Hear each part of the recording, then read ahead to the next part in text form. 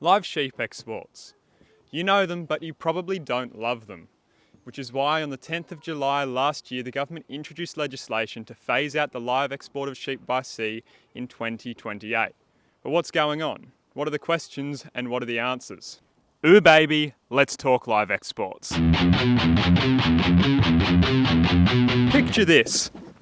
You're a tiny little state like WA, who are responsible for about 99% of all of Australia's live sheep exports. Now keep picturing that, along with the fact that eastern states like New South Wales and Victoria have more productive land and greater processing capacity.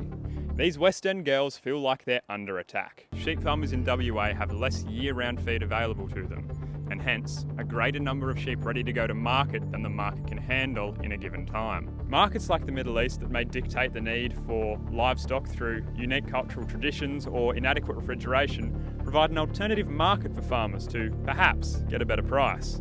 And as markets go around and about like some sort of thing, it all comes down to what that one drunk relative at Christmas will tell you. It's all about supply and demand.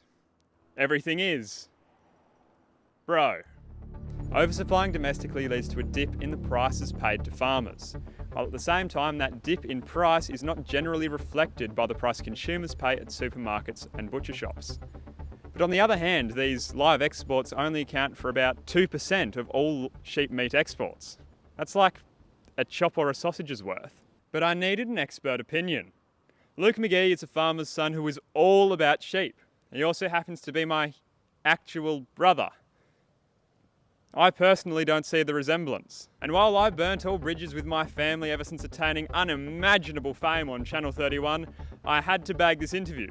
So it was time to give him a call and lie about wanting to work on myself.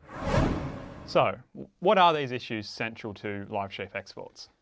Toby, what are you doing? I thought you wanted to talk. We've been worried. We are talking about live sheep exports. Now, I understand in the debate there are the issues of ethics versus finances.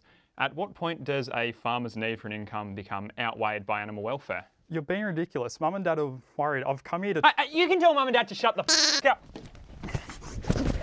No, I don't want to play. It was in the moment that I realised, despite all of the debate about ethics, finances and animal welfare, Luke and I were talking again for the first time in a long time.